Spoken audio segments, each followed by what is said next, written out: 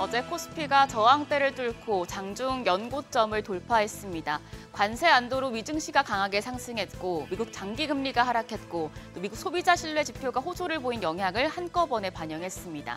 눈에 띄는 건 소외주의 반란입니다.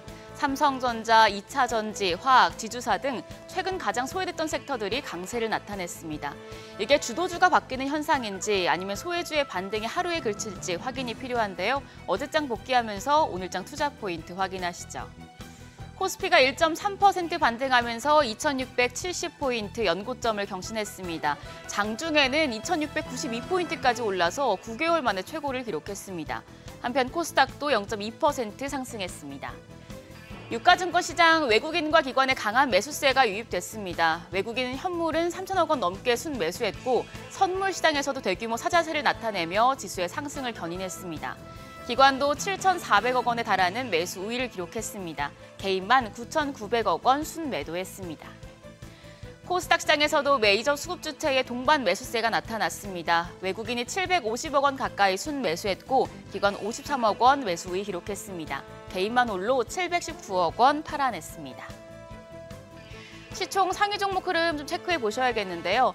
어제는 삼성전자가 3.7% 급등하면서 지수 상승 기여도가 가장 컸습니다. SK하이닉스도 2.7% 올라서 반도체 투톱이 강했고 LG에너지솔루션, 테슬라 강세에 맞물려 6% 넘게 뛰었습니다.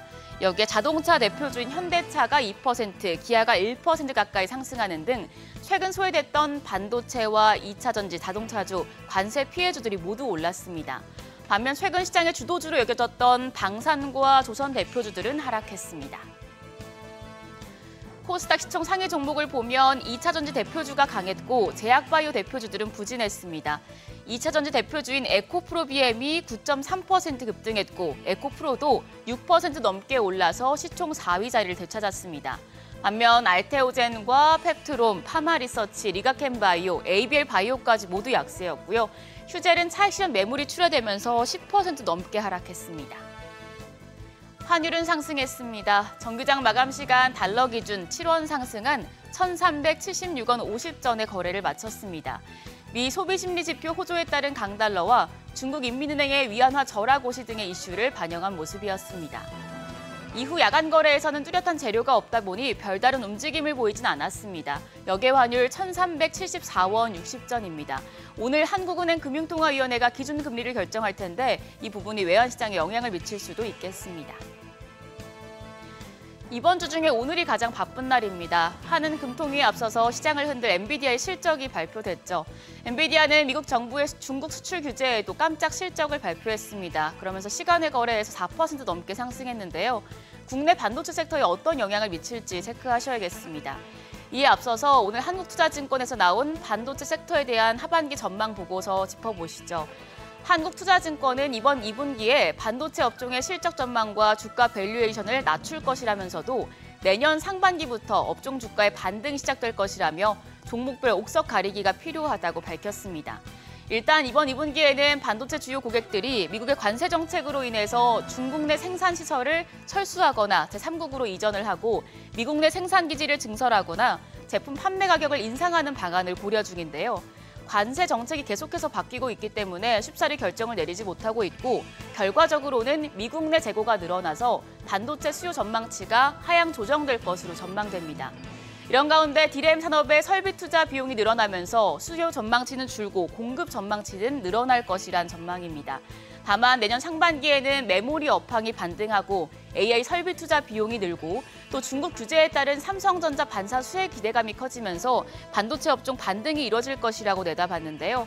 한국투자증권은 낮은 밸류에이션으로 인해 주가의 하락 리스크가 제한적이고 단기적으로 개별 모멘텀이 있으며 내년 상승 사이클 진입 시에 실적 모멘텀이 강할 것으로 예상되는 삼성전자와 원익 IPS, TCK 등을 탑픽으로 제시했습니다. 관심 종목으로는 이오테크닉스, ENF 테크놀로지, 한송케미칼을 제시했는데요. 이 부분 체크하고 넘어가시죠. 일정은 앞서 말씀드린 것처럼 이제 엔비디아가 실적을 발표했고요. 10시 한국은행 금융통화위원회에서 기준금리가 결정됩니다. 오늘부터 시작되는 대선 사전투표를 앞두고 어제도 정책 관련주가 시간외 거래에서 강했습니다. 이재명 더불어민주당 대선 후보와 산업계가 재활용이 어려운 플라스틱 제품을 생분해성 소재로 대체하는 정책을 추진한다는 소식에 관련주들 상승했는데요. 뚜렷한 정책 발표 없이 기대감만으로 나타난 상승이기 때문에 투자하실 때는 사업성 꼼꼼하게 따져보셔야겠습니다. 그럼 넥스트레이드 프리마켓 상황 보시죠. 간밤 뉴욕 증시 전날 급등에 따른 피로감에 3대 지수 일제히 약세를 보였습니다. 다만 엔비디아가 호실적의 시간의 거래에서 상승한 만큼 반도체 섹터 부분에서는 기대감이 존재하는데요. 일단 프리마켓 유가증권 시장 보면 반도체 투톱은 상승합니다.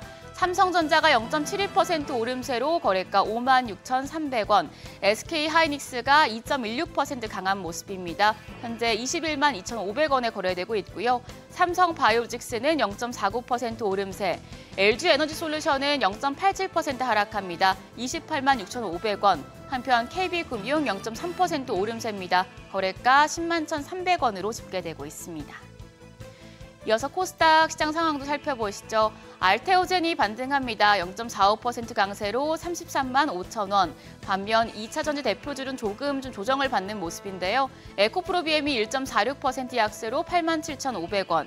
HLB가 1.3% 반등하면서 5만 4,600원에 거래되는 가운데 또 에코프로는 1.1% 약세입니다. 거래가 4만 450원 나타내고 있고요. 펩트로는 1.57% 하락하면서 거래가 22만 원으로 집계됩니다. 여기까지 프리마켓 점검했습니다. 과연 오늘도 반도체와 2차 전지, 자동차 등 소외주가 주도주로 바뀌는 흐름이 나타날까요? 엔비디아 실적에 따른 반도체 섹터 영향 점검하시고 하는 금통위 결과까지 체크하시죠. 지금까지 어제장 오늘장이었습니다.